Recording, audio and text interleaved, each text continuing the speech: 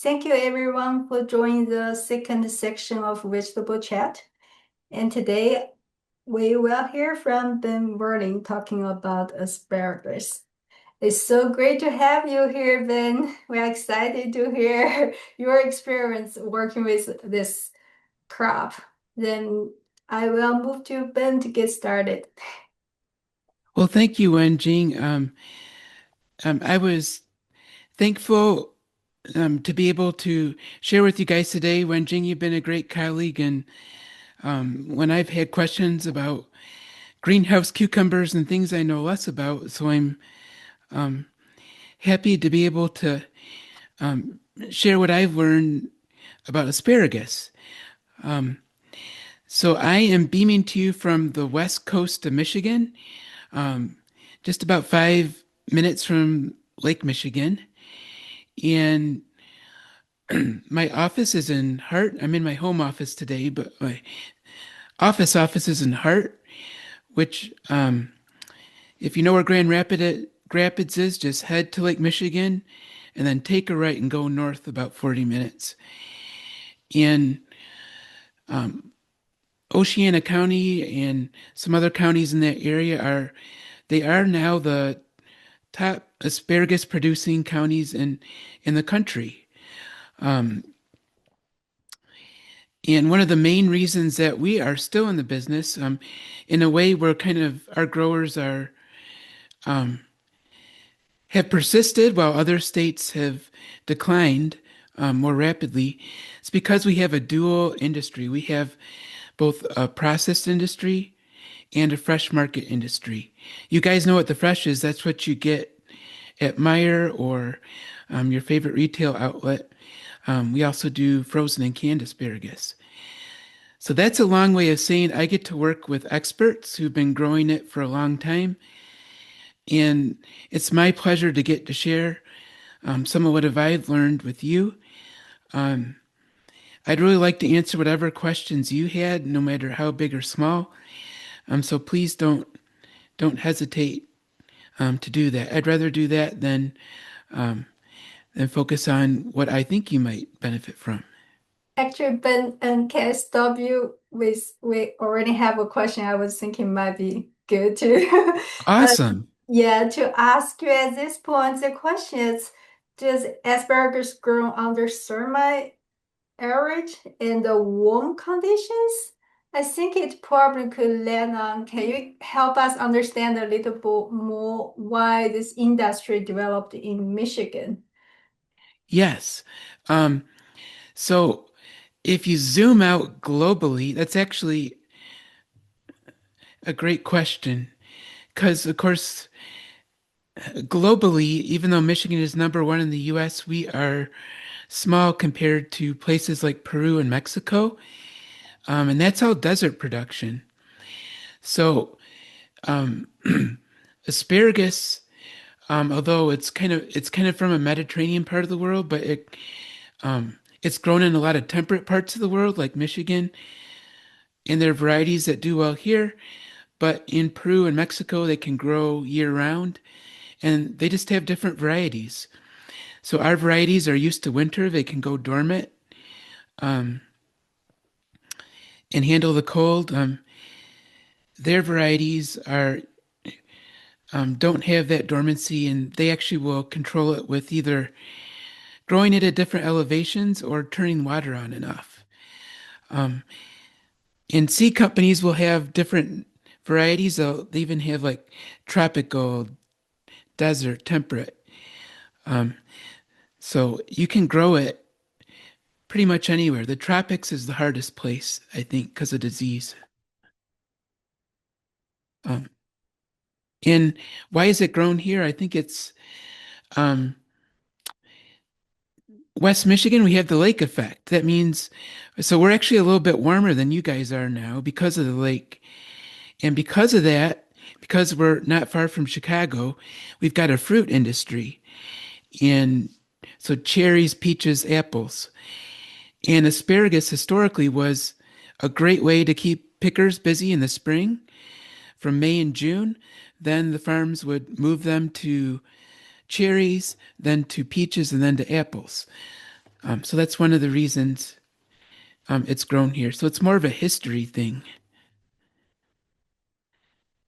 Oh, um, I'm passionate about asparagus, so I can talk longer than I should. So stop me if I am. Okay. So I've had the pleasure of working with some growers who decided to grow asparagus as a new venture on their farm. And what I've noticed is that it takes a different state of mind because number one, it's a perennial crop. And then number two, a lot of the management kind of happens after harvest, not during it. Um, and to kind of get at that different mindset, um, I kind of came up with this example. So let's imagine that this year, 2026, you have two newborns. You're blessed with a baby girl named Sally, and you put in a new asparagus planting because you like to be busy, and we'll call it Gus. Um, well, after a year of sleepless nights and 4 more years um, of work, and Sally has grown up from that little baby you held in your arms, and all of a sudden she's walking into her first day of school at kindergarten. And your asparagus planting is finally starting to pump out its maximum yield potential. Now we fast forward even 10 years later, and that baby girl you held in your arms is getting her learner's permit and is driving and becoming independent. And at the same time, you're thinking of buying a new car. Um, your asparagus planting is starting to finally peter out, and you'll be thinking of a new planting.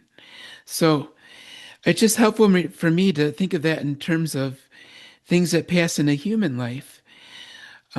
That's 15 years. It's really a long-term investment, and like kids, you hope that you raise it right so that it can flourish when it kind of starts producing on its own.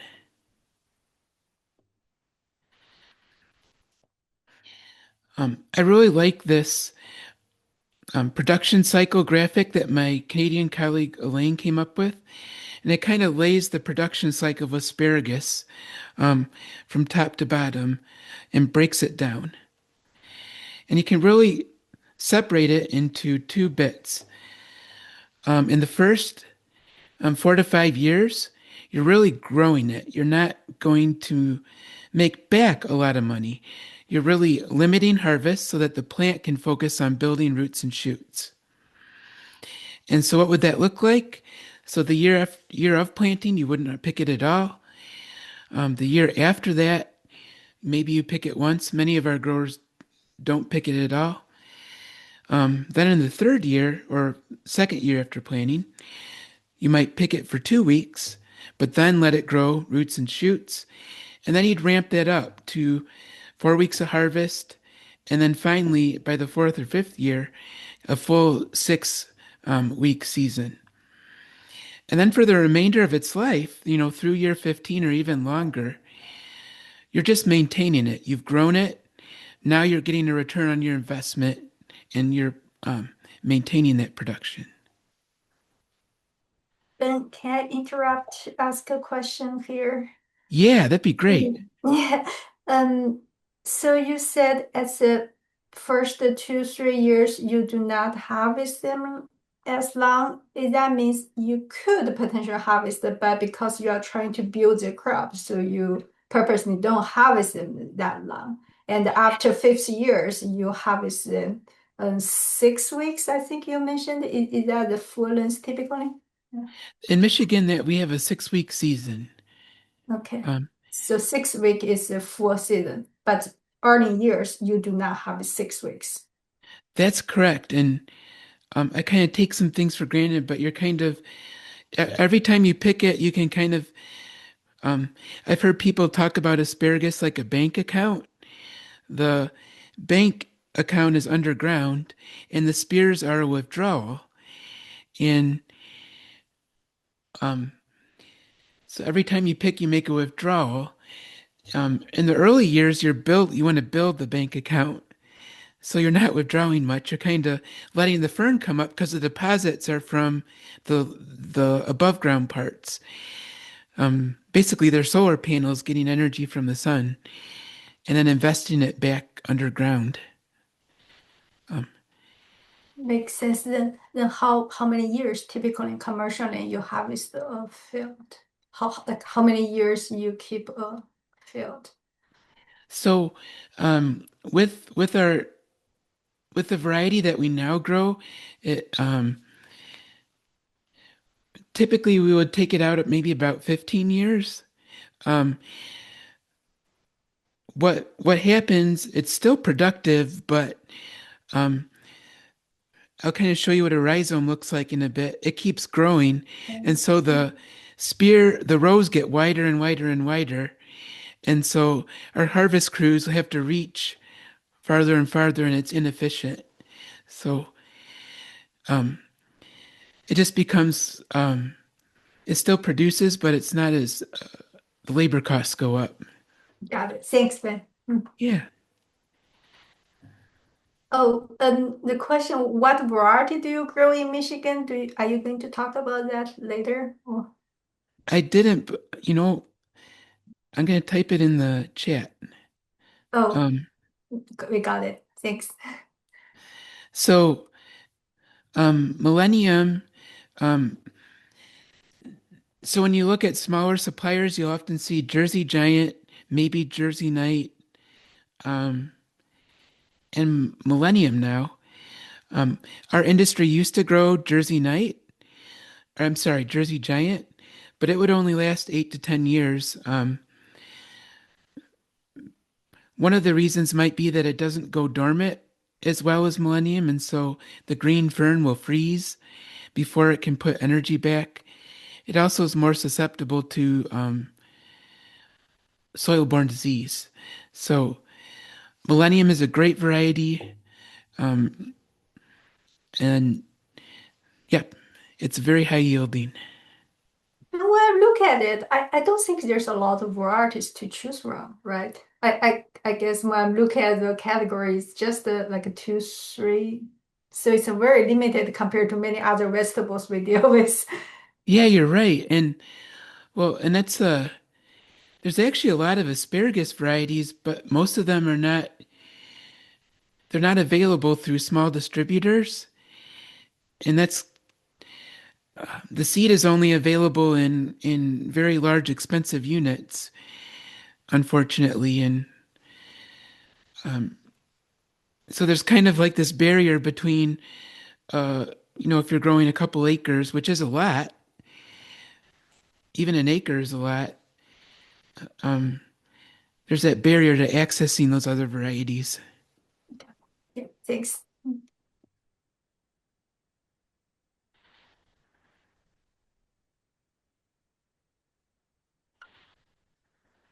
Okay. Um,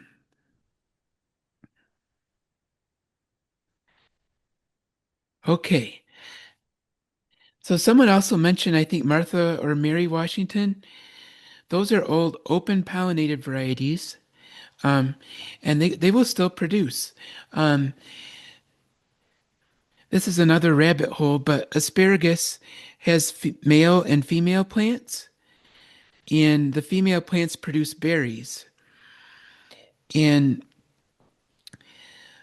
what happens in varieties that are a mix or open pollinated is there's nothing wrong with them, but the females will put more energy into berries, and so they won't produce quite as much. And so um, again, nothing wrong with them, but a variety like Millennium that is all male will produce more pounds. Um, Now that matters more when you're producing a lot of volume than when you're um, so the vast majority of asparagus are planted from 1 year old crowns. And so what is a crown? So this spring we have specialized crown growers. They will plant asparagus seed in May, and they'll grow that. at a very high density for a year and let it go dormant. And then next spring, they'll dig them with what looks like a potato digger. And um, this is what they'll harvest. They'll harvest these 1 year old plants. And this is what the majority of production fields are planted from. Um, a crown is also really neat because it's still small and you can see all the parts of an asparagus plant. Um, and to think of a plant, asparagus plant, it's a little bit different. Um, what I like to imagine is an oak tree or your favorite tree lying on its side. So the trunk is underground in a trench and you cover it with soil and then shoots come up. Um, that's like asparagus because it has an underground stem called a rhizome.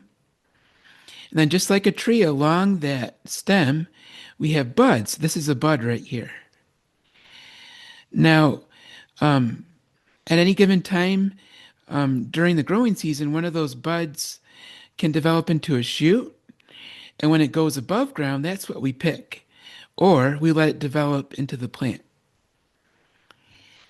The other important part are these drinking straw size storage roots. That is where the plant stores all its sugars. And so that's where you have energy for the next year's harvest. And then these really fine structures are the feeder roots. That's what gets the phosphorus and potash and nitrogen into the plant, the nutrients.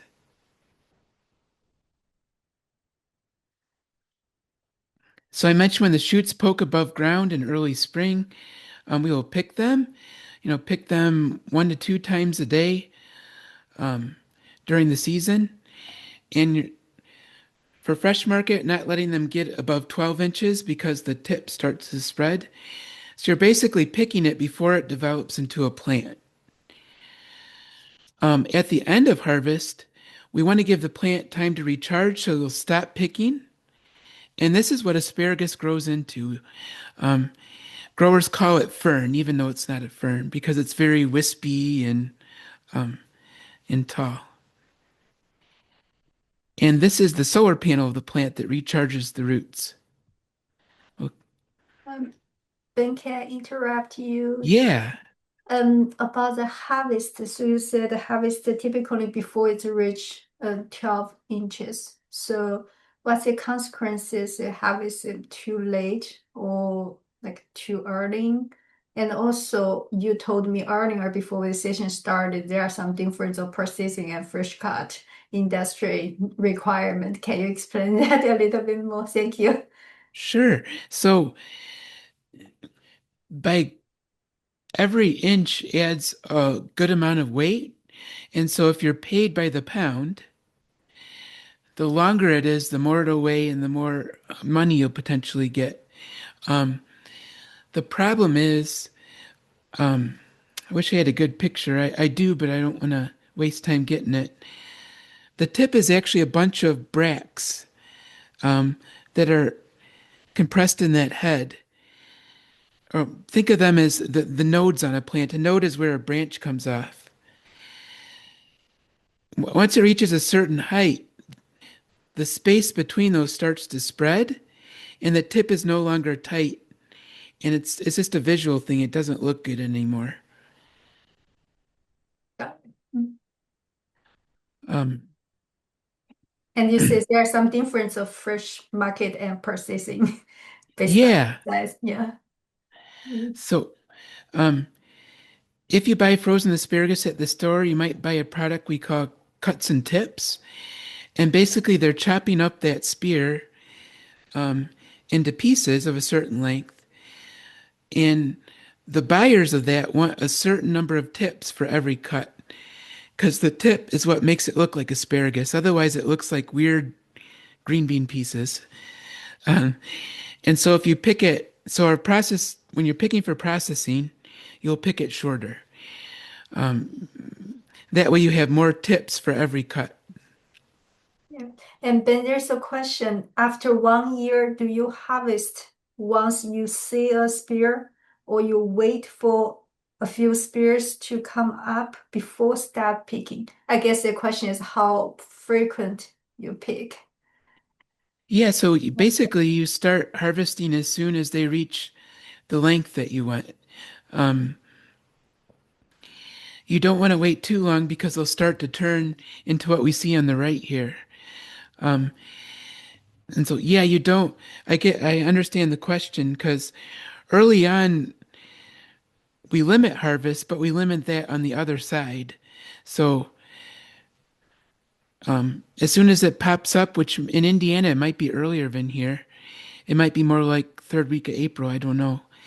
Um, but as soon as it pops up and it gets to a length that whatever your customer is that they want, start picking. Yeah. Yeah. And if they also asked what's the height you cut. I guess you already answered that, and it seems like it also depends on the market. What's the market require? Is it? Yeah, I think Mm. typically we're shooting for 10 to 12 inches for the fresh market. Okay, thanks. Mm. Oh, um,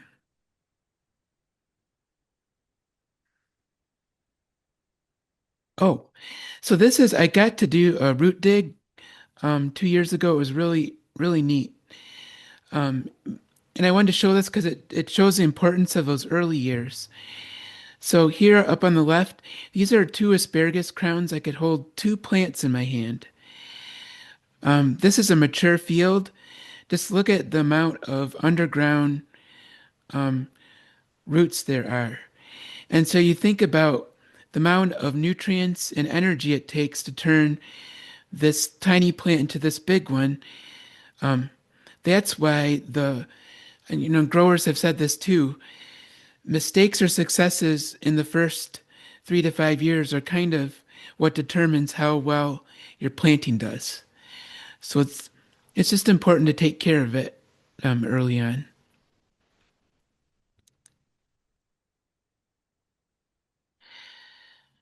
Okay. Um, so that's what I wanted to talk about next is the planting year. Um, and kind of think of it as growing your investment.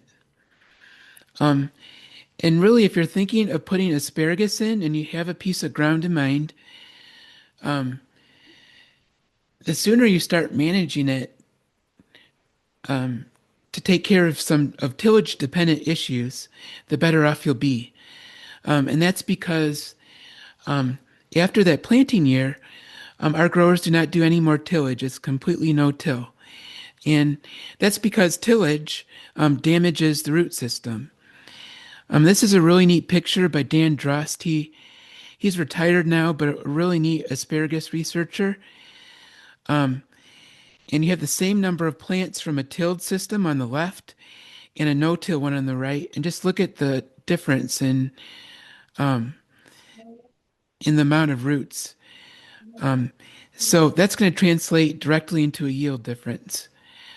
And so what that means is things that need tillage, do it before you plant. Asparagus likes a higher pH than almost any other vegetable. It likes about 6.8. And lime, as you may know, does not it's not like nitrogen. It doesn't move down through the soil well. And so the years before planting, when you can work lime in, that's your time to make big adjustments. And I've seen people who missed that opportunity, and it was really unfortunate. So take care of liming, and then perennial weeds. Because it's no-till, if you've got things like Canada thistle or milkweed or field bindweed, and they're not taken care of before you have that no-till crop in there, it's going to be tough to control them. At best, you can kind of hold them back. So control perennial weeds and get your lime on. And then there's a question asking about herbicides. Are you going to talk about that later? Or do you I want to talk now? um We can talk about it now if it's on someone's mind. Since you talk about no-till, I think everyone's thinking about weeds. Oh, well, and first of all, I'm always coming from this group of growers that, they may have 200 to 300 or 400 acres of asparagus, and they want to get as much yield out of every acre as possible. Um, Tillage is just something, there's trade-offs, and maybe that's a better way to think about it. In your own farm, maybe you can sacrifice yield for, you know, um, but we do have good herbicides, and so that can definitely work. Um, what herbicide questions do folks have? Mm, see if Gary would type it. But there's another question. How do you control perennial weeds if you don't till? Do you think the herbicides the large growers used would be sufficient to kill the perennial weeds? So, I think first of all, it's a good question, Gary, because when you think about weed control, you'll never kill everything. So it's kind of about starting as good as you can. Um, Mm. and then yes, I want to go forward a little bit. Um, so this kind of lays out the season. Um, in Michigan, we start harvesting. Our season is basically Mother's Day to Father's Day. That's the easiest way to think about it. And so our growers will apply herbicides to burn weeds down and hold them back, both before the spears are even up and then after the last harvest. Um, and at both timings, almost everybody uses Roundup. I think that's one of the most common questions I've gotten from growers who aren't in Michigan because they're afraid of injuring the crop, but actually Roundup is very safe. Um, in the spring, you can use it before most of the spears emerge. Even if you have a few poking up, they're not going to absorb a lot of it and it's okay. And I mean like one here and there, if it's like this, not after harvest, if you take a clean picking, or if you even, our guys will mow, um, to knock off. Every once in a while, you get spears that come up and are short and have fern. That's what you want to get rid of because that will absorb the Roundup. But so after our last harvest, we can either take a clean picking to get spears out of the way, which means pick everything, or we can do some mowing and then we can apply Roundup and additional herbicides. And Roundup is probably our main and safest tool for perennial weeds. Um, but then you can think about you're constrained on timing, and it's not always the best timing for the weeds we want to get. And then Roundup isn't good for everything. So that's um, once you're into the fern, you really can't do anything safely, and that's where you're kind of stuck. Mhm. Makes sense. Yeah. Um, do people have follow-up questions to that? Um, I think that in terms of specific herbicides, Midwest Vegetable Production Guide has the good chapter describes that. Right? They could, yeah. um, if Gary or audience here, you, I hope you know that Midwest Production Guide, and you could refer on that.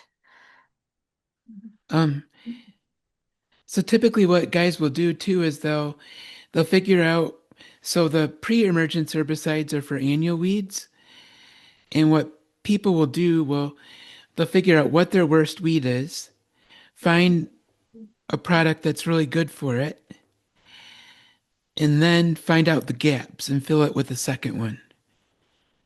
Um, and then there's two questions. One is asking about pH. So you described using limes, and the question is they have high pH soil and water. They incorporate sulfur and planting. And just some suggestions to if asking if you have suggestions on how to adjust each year. Do you have experience with that? So do you Like we incorporate sulfur at planting. How to adjust each year? Can we add between rows and till into top 2 inches? Uh, I Nathan, I think sulfur is to reduce pH, right? if Um, if yeah. it'd be good to know what they mean by sulfur. Um, What's the purpose? Because I think Lisa's question is they have high pH soil and water. You like there is 7.8 to 8.2, but you do describe the asparagus you lime in soil. But do you think in the pH could be too high, damage the crop? that's a great question. I am guessing the bigger issue would just be micronutrients on that high a pH. So you may need to supplement. Um, I'm trying to think of. You always see that chart with the nutrient availability and pH. So maybe manganese or um, Right, I got what you mean. So from the micronutrient aspect. And there's another question also coming from an organic grower in terms of weeds management. Have you worked with any organic productions? Do you have any suggestion for weeds management? that is what. So there was. This isn't really a great answer, but there was some demand for organic asparagus, but our growers, because of the weed issue, basically the yield we would get would not have paid it back. So but you can get a lot. That's not a helpful answer. On a small scale, I mean, I have known growers get a premium for organic. There's no way, two ways about it. Weeds will reduce your yield. One thing I've seen folks do is use like a clover cover crop. Um, Now I don't know if that was helpful or not, but I've seen organic folks do that. Another way around it people have used, which is probably it's a very intensive way. I would say people have explored, not used, is to turn it into an annual crop, kind of like annualized strawberries. Um, and there, what you do is you plant at a super high density, grow it for a year, harvest it for a year, and then you're done. But that uses a lot of ground and At the cost of planting? yeah, exactly. Yeah, yeah. Um, Greenhouse production is also something that people in a lot of other countries do. Um, you can grow asparagus, like if you're a strawberry grower and you have a lot of spent media, people in other countries have used that to grow asparagus indoors. And because you're growing in soilless media, then you're kind of bypassing that weed issue. Uh, Mm. that creates other things that you need to. Yeah, yeah. The follow-up question is, do you know anything about mulching for weed control and does not become a problem with asparagus beetles? Any any growers you work with trying those things? You know, No, that's a great question.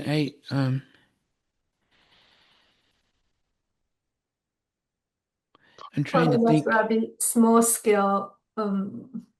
the larger farmer you work with, maybe not. Also. I'm curious about, so one approach that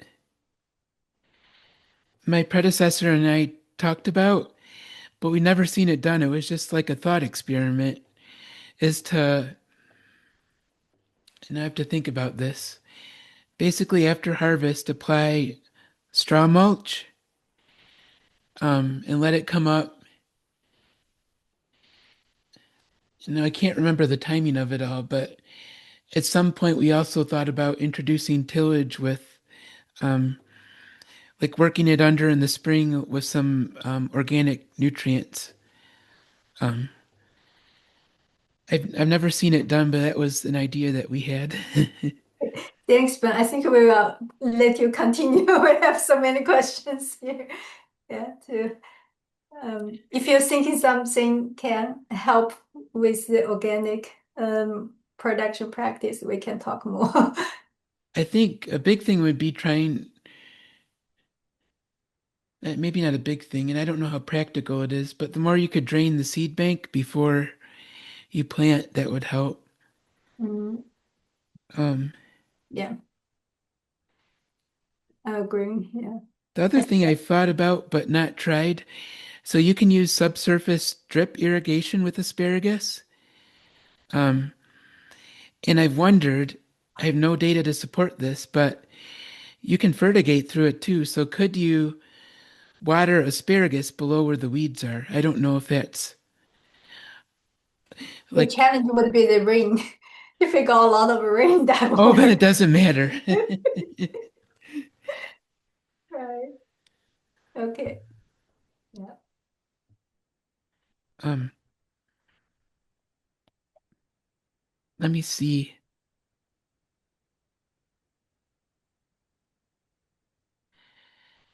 Yeah, the mulch would be really great. Plastic mulch, though, I don't think it doesn't work because the spears have to come up. So I've never thought of a way around that. If you had something that the spears could push through, but the weeds couldn't, that could be interesting.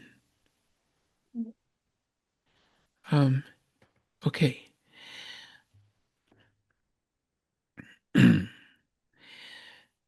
So for the planting year, we talk about fertility. Before you even open the furrow, our growers will broadcast and incorporate an organic amendment. Many of our guys use poultry litter, and they don't know why that manure is beneficial, but they've seen it where Hello. they've.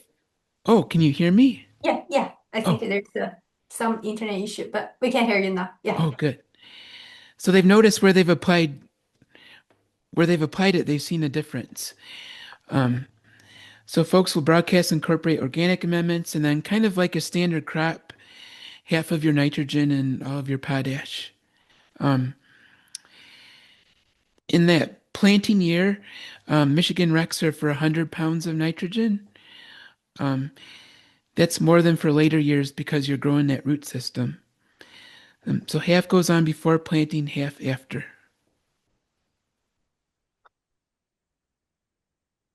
Um,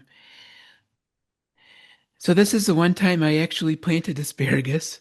Um, and that typically happens in Michigan in May. It can happen earlier, whenever the ground is good enough to work and you have got the crowns in hand. Um, Row spacing, our guys will use 4 to 5 foot rows, and that's more dependent on the equipment they have. You can change that along with your in row spacing um, to get a certain plant population, and maybe that'd be interesting to think about as an organic producer. Um, we are plowing a 6 to 10 inch furrow. Um, if you're on very light sandy soil, you would go towards the deeper end of that range. If you're on clay, you would be more towards 6 inches. Our guys have specialized plows, but you can use these single bottom middle buster plows that attach in a 3-point hitch, and they work just as well. So that's a nice implement for a smaller scale. Um, Just like corn, if you're growing corn, you may put starter down. Even if there's phosphorus in the soil, asparagus benefits from about 30 pounds per acre in the furrow along with the crown. Because the roots need to grow to this phosphorus, it doesn't move. And when you plant, it doesn't have many roots. Um, Typically, in-row spacing is about 8 inches, but this is where you can change your configuration, and you can get to a target population of 14 to 15,000 per acre. So if you want it narrower rows or wider rows, you can change that. And this actually reminds me of something that might be helpful. So in Quebec, there are some organic growers that they are kind of blowing our minds and going to 10-foot rows. Um, and they do that in part because it allows them to do tillage between the rows. So going to a wider row spacing, the thought is that lets you do tillage and then it reduces disease. That's the thought. Makes Uh, sense. okay. Um, so we have those 6 to 10 inch furrows. Um, what our guys will do is some of them will fill it in all at once if they have very light soil that's not compactable. But the old way, the kind of the standard textbook way of doing it, is to go over the field and cultivate it a little bit at a time. And that helps with weeds and it also dumps soil into the furrow. And so the old textbook way is to cover the crowns with about 3 inches, and then add an additional, up to 6 inches of soil with maybe two cultivations so that 6 weeks later, it looks like this where you've got a mostly full furrow. And you're doing that because you don't want to put a big weight of soil on that baby spear so it doesn't have to push up through all that. Mm, actually, I have a question here. You mentioned the briefly. You said sandy soils they can go with 6 inch barrel. So how that vary depend on the soil textures. Oh, I'm sorry. So Mm. basically on lighter soils, the recommendation is to plant deeper. So Okay. maybe 8 to 10 inches. Mm. Um, if you go too deep, it won't come up good, but um, we can go that deep on sand because it doesn't get compaction. If you're on a heavier soil with clay, you would want it shallower. So more like 6 inches. Oh, okay. Yeah.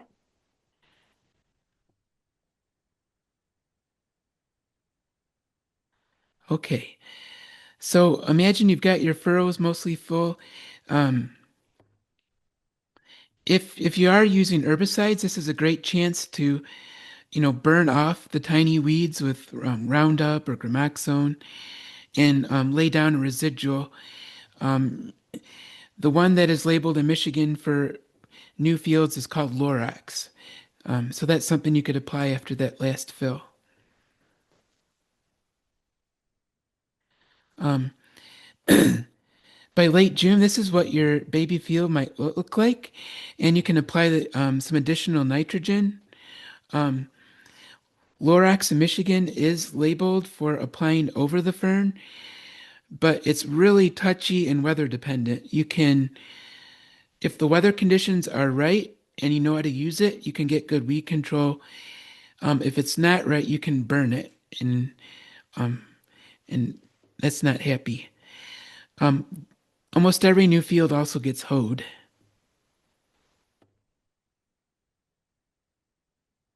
Um, are there any questions, Wenjing? I think we don't have new questions. There's a comment is it's also about the mulch. It's asking if she's thinking if a thick layer of corn stalk mulch would work. Um, Oh, Have hey, any Ian, how are you idea? doing? That's a great question. And it's a good insight. Asparagus beetles like to overwinter in tubes. And so that is a good point. So that you'll find, like, if you have an asparagus stalk that's hollow, that's where the beetles will go. And so that could, yeah, a hollow corn tube could um, be a place for them to overwinter. Mhm. And Maria said she has tried wood chip mulch, and the spears comes through nicely. Pretty healthy patch, but the beetles are pretty bad. I do worry about the tie-up of nitrogen, yes, when you use wood chips. Mm, That's good to know. yeah, Beetles are things is something you can manage. Of course, if you're using mulch, you're probably organic, so I guess it all becomes harder yeah, or yeah. more challenging. All right. Okay. I think we can keep going with I don't think we have other questions. Yeah. Then someone had a Oh, sorry. Then, and has anyone been waiting in spring before the spears come up? oh Flame waiting. no, but I think that's a great idea. We don't there aren't any organic growers of scale in Michigan, but flame weeding is it'd be It a great sounds like way. some audience probably is thinking grown organic way. I think that'd be a so I don't have experience with it, but it makes a lot of sense because it's basically a burn down for small weed seedlings. Okay. And you could do that after harvest too. Um, you might cook a few of them that are coming up, but maybe you could harvest them and eat them. They're pre-grilled. And then there's a follow-up question is about the planting and see if you can clarify. Planting crown are placed in the furrows at planting and not on the bed of 4.5 wide. Oh, I'm sorry, the image is confusing because you can't see. Um, so these furrows, the crowns are placed in the bottom of these furrows. And the bit in between, you're right, it does look like a raised bed, but it's actually just that's where the soil got tossed up by the plow. You're going to push that soil back down into the furrow after planting. Mhm. So they're planted in these trenches that are about 4 to 5 feet apart. Yeah. Thanks. Mm. Good questions, guys. Thank you. Thank you, Ben, to help us understand this and stop to answer our questions. Oh, yeah, my pleasure. Yeah, I think we can keep going. Okay, where do we? Okay. Um, so once it's planted, and once you're up to that 5 year mark, you're really just protecting your investment. And we talked about this a little bit. There's kind of two windows before and after harvest when our growers will apply herbicides and fertilizer, both before the spears come up in spring and then after harvest. But then the fern comes up, and yeah, you can't really you can't spray for weeds without killing it, and you can't really spread fertilizer, and really there's no point either. So once that fern comes up, that's your main crop protection season. That's when we're protecting against foliar disease and insects. We want to keep that fern healthy as long as possible before it goes dormant in October and November. Um, we talked about weed control. I just want to mention some combinations that I feel confident are safe and that can be helpful. Saying that it all depends on the weeds you have, but Prowl and Metribuzin is one nice combination. Um, the Prowl gets grasses like crabgrass. It gets pigweed in lamb's quarters. And then the metribuzin, which is a really old herbicide, it gets a lot of broadleaves that the prowl doesn't. Um, and so prowl and metribuzin, you can mix that with the burn down all in one tank. So round up prowl metribuzin and spray that before or after harvest. And a really similar combo is Spartan, which is sulfentrazone, and dual magnum. And it's really the same story. You got a dual is a grass and pigweed herbicide, a few broadleaves. The Spartan picks up a lot of broadleaves. And then you would apply that again with a burn down. Um, and I think Indiana, it's an indemnified label from Syngenta for dual. I think Indiana is on it, but people should check. And you have to go to that pharmacist website and you, We use it on our melon crops, so I think oh, we're cool. good. Okay. Um, oh, this is just a joke.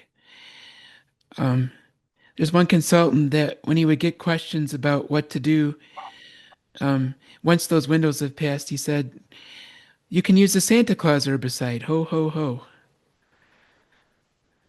Um, this is just a picture that shows the benefit of that pre-harvest herbicide. On the left, this is a control plot and a trial on the right. Um, in early June, you can see the difference. So if you do use herbicides, it can help. Okay, on to fertility. So in terms of macronutrients, um, really don't need much phosphorus on our agricultural soils once it's established. So most of our guys don't apply any. You do need some nitrogen on the order of maybe 80 pounds per year. Um, but asparagus is really thrifty. It's an amazing in that respect. Once you've built up that big root system, um, the fern will send nutrients back down to the crown, and then when it decays, we'll release it too. So it's actually a pretty tight cycle. You do need some nitrogen annually. Potash is probably more important. It controls diameter of the spear, and so you want to keep your potash levels good. On sandy soils that are leachable, we'll add a pound of boron and 10 pounds of sulfur as well. And basically split those into two applications. Okay. And really what you're doing with fertilizer and asparagus, you're not growing the spears, which is kind of interesting to think about. You're actually growing next year's harvest. This year's fertility is next year's harvest. Um, because this shows a plant I dug up. This is the fern that you're growing with the fertilizer.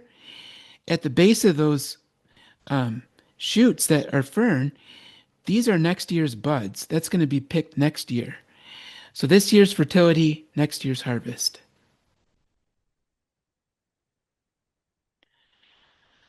This is why we want a higher pH for asparagus. Um, Asparagus, it's probably its number one enemy long term is a disease called fusarium. Um, it's pretty widespread in our production region, and asparagus is more susceptible to it at low pHs. And so, what will happen? You'll get these holes in fields where plants die, and you'll split open a crown and you'll find it is brown. So that's why we want to continue to lime even after the planting year. And our growers will either apply a lot of lime every third year or a little bit every year. So some of our growers will put on a small amount of pellet lime every year, and some will go every 3 years with regular egg lime. Um,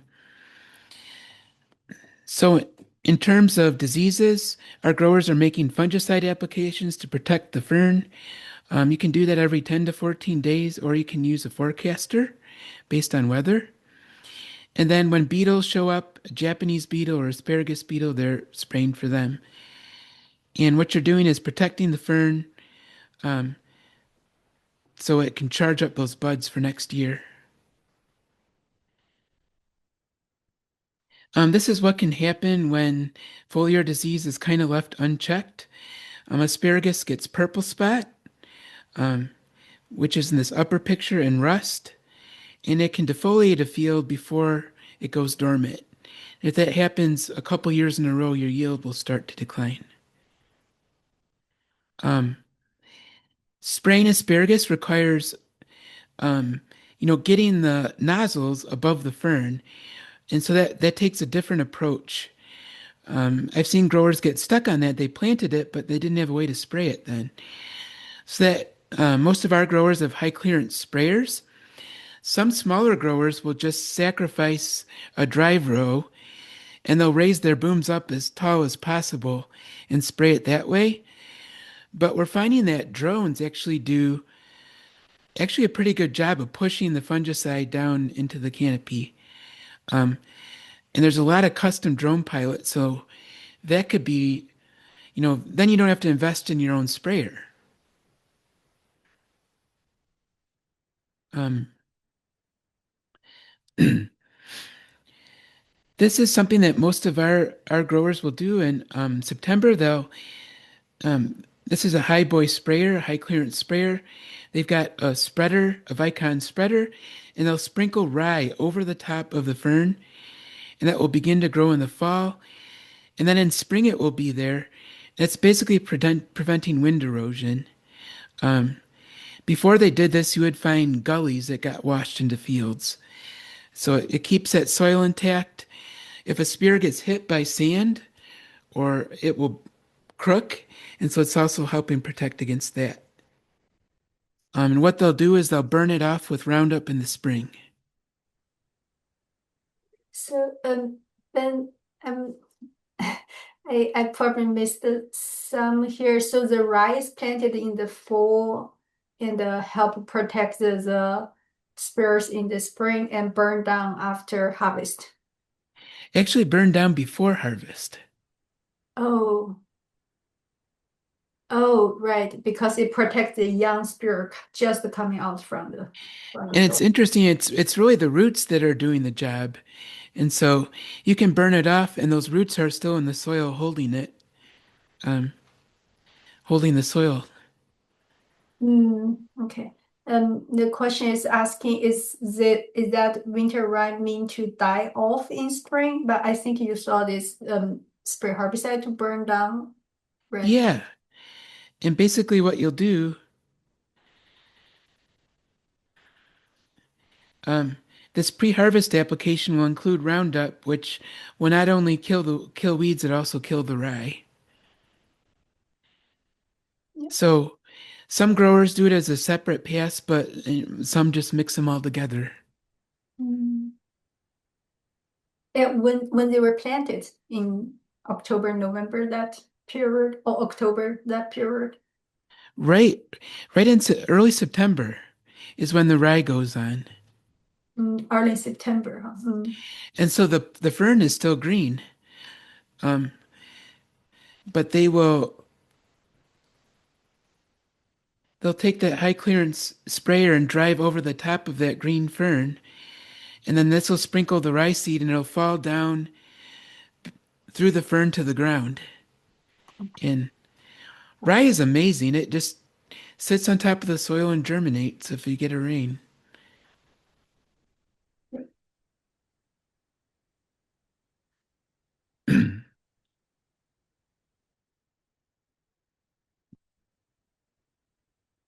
Okay. Oops. Um, I wanted to show you guys a Michigan harvest. So, um, first of all, picking is the biggest cost in asparagus. It's about half of our cost of production. In Michigan, um, our harvest crews will ride on these motorized carts. Um, you can buy one-man versions of these. Um, and we're unique in that we snap. Most of the world actually cuts it with a knife below ground.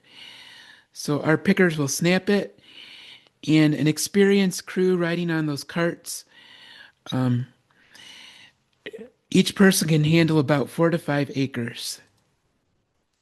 So about one person for every 4 acres, say. So when the commercial is not really cut it, it's snap it. Is that Yeah, faster? it's faster. Uh, is there any difference on the quality wise? That's a Yeah. great question. So some people believe that if you cut it below ground, you'll get a little bit of a white butt.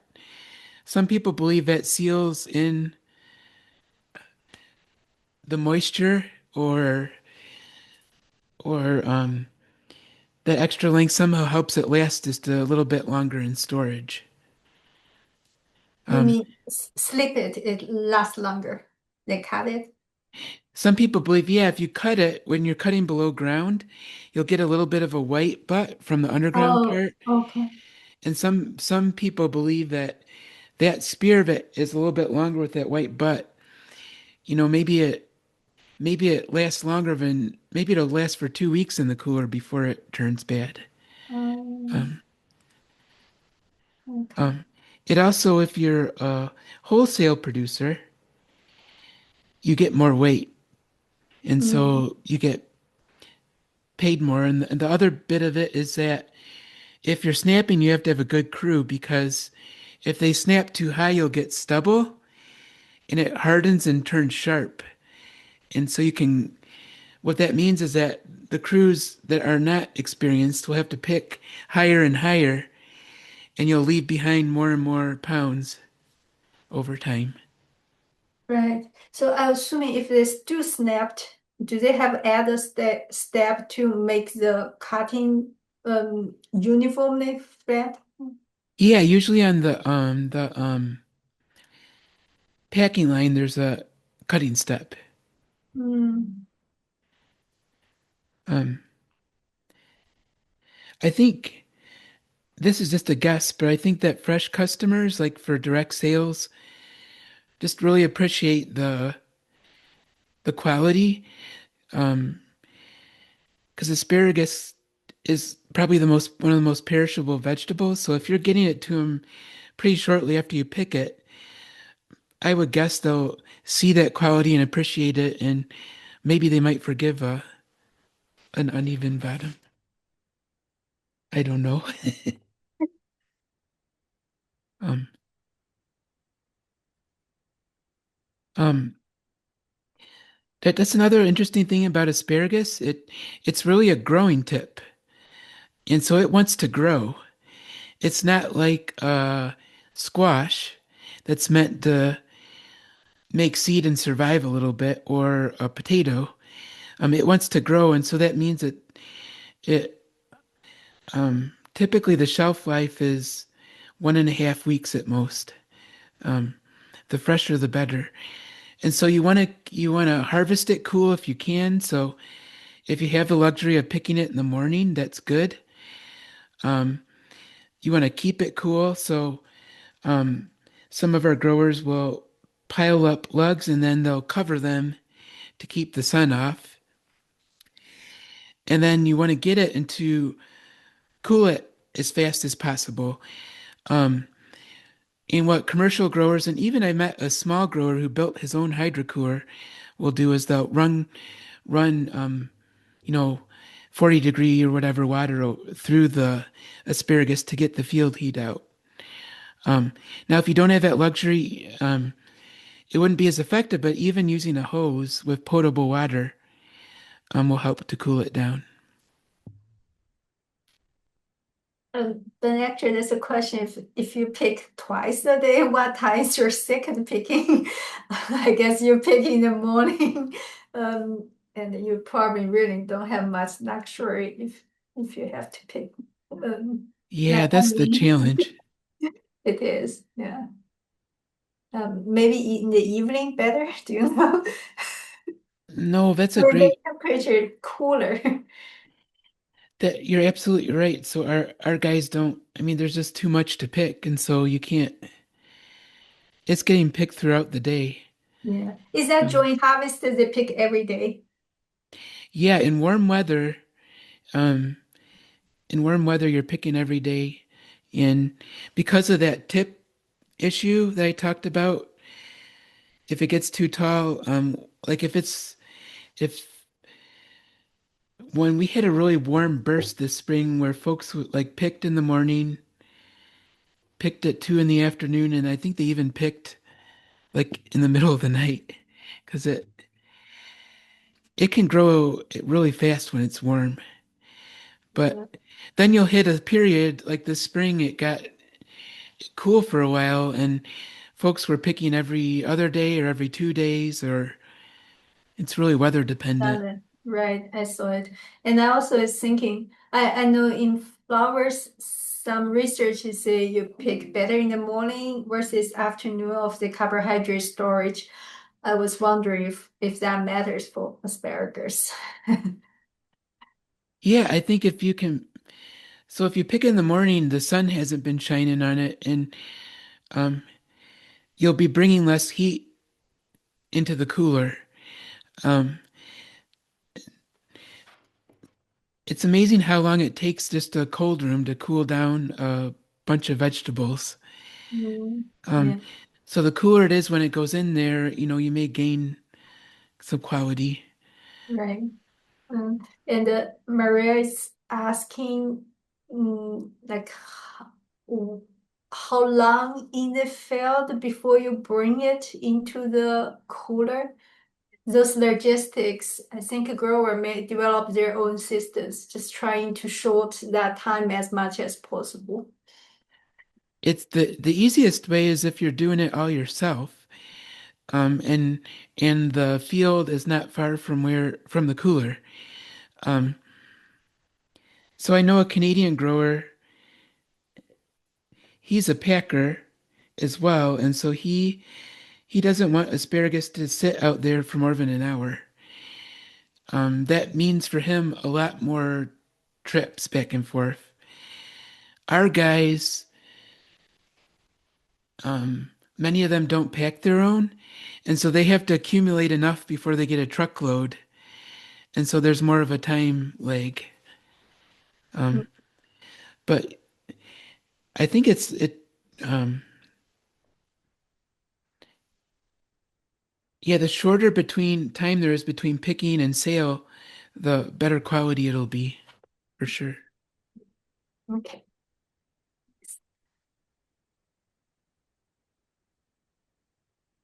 Oh, um, this was the last.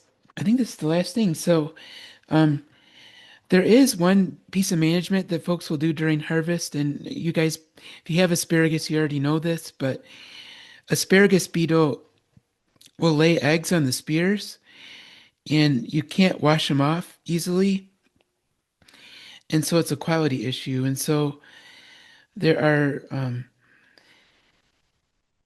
really our main insecticide that we use is 7 because it has a 1 day pre-harvest interval. And so if folks have beetle problems, they will go out and spray it to try and kill the beetles. Is that help with the eggs attached on the spear? Yeah, I'm sorry. I always skip a step. So this is an asparagus beetle, and the females will lay eggs on the spear, and that's what you're worried about during harvest. They'll do a little bit of feeding, but that doesn't really not enough to amount to much. It's the eggs that the beetles lay that are the issue. And so if you kill the beetles, then you can stop them from laying eggs. And it was a follow-up thing. I was thinking, is there washing step after harvest could get those eggs off? Unfortunately, the it's one of those fun gee whiz facts, and I don't have it at top of mind, but the adhesive that the mama beetle uses is like if you could commercialize it, you would have something. It doesn't wash off easily. So Mhm. you're kind of stuck with it, and it's all a percentage game, kind of like corn earworm and sweet corn.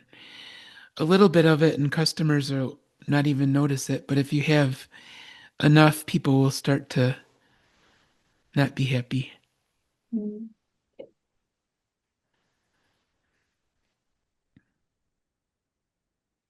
Um, so this is just my summary slide. Those first 5 years are important, um, and really set the pace for, you know, your main production years. Um, Once you've got it growing, if asparagus is a new venture, have a plan to control weeds and be ready for those 2 windows. Um, you Spraying it will take different equipment. Spraying fungicides and insecticides will take different equipment than our other crops, and so just be ready to um, either hire equipment or have it, and then make sure you lime it, and then yeah, make sure you got even small scale growers um, have to be aware of the labor that goes into it. Because if you're planting more of in a row, um, it just takes a lot to pick it and then handle it. And so just be aware, have a good source of labor. Don't plant more than you can handle and keep it cool. Yeah. And asparagus is like rhubarb. It's a spring crowd pleaser. I think it's a special thing that people get excited about. One of the first things at the farm stand. And yeah, you can do a great job growing asparagus, whether it's organically or conventionally. Thanks. Then is this end of your slides? It is. We do have a few other questions. That's Um, awesome. yeah, one is about the sevens. Can you see the chemical name of the sevens? Maybe you could type in the chat. You can see the um, and another is about millionaire variety has both male flowers or only has both or only male flowers. Millennium is a true all-male variety, yeah, all male flowers. Here Okay. and there you'll find a berry, but they're hard to find. Got it. And then I have a question. You talk about the disease rust purple spot. Yeah. You mentioned those how so I'm sure commercial growers they spray fungicide to have it controlled. I'm wondering if organic growers they don't spray pesticide like if they get that disease. Is that they only damage the crop in that season? Maybe next season they won't get as high yield as they would expect, or this disease will likely carry over year after year. Do you have any idea on that? I'm really glad you mentioned that. I'm gonna take a drink because that brings up so both of those diseases overwinter on the dead fern. Um and that has been a trade-off of our no-till system. Before Because back in the 70s we did till before we realized the benefits of no-till. Um So but that what has the pressure on the disease. purple spot actually didn't used to be a problem before we went to no-till. Um but if you're an organic grower, everything's a trade-off. Like tillage isn't, I have to stop myself. It's not bad. It's just you'll reduce your yield from root damage, but you can also bury residue to reduce disease. Um, and so maybe you can try and find a level of tillage. Don't go out with I can't think of a deep implement, but if you can use a disc or something light and get it under the soil, that could be a way to reduce disease.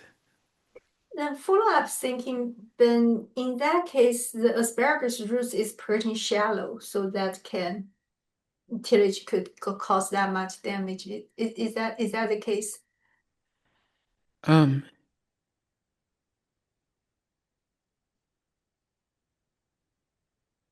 um, I was distracted by another question. So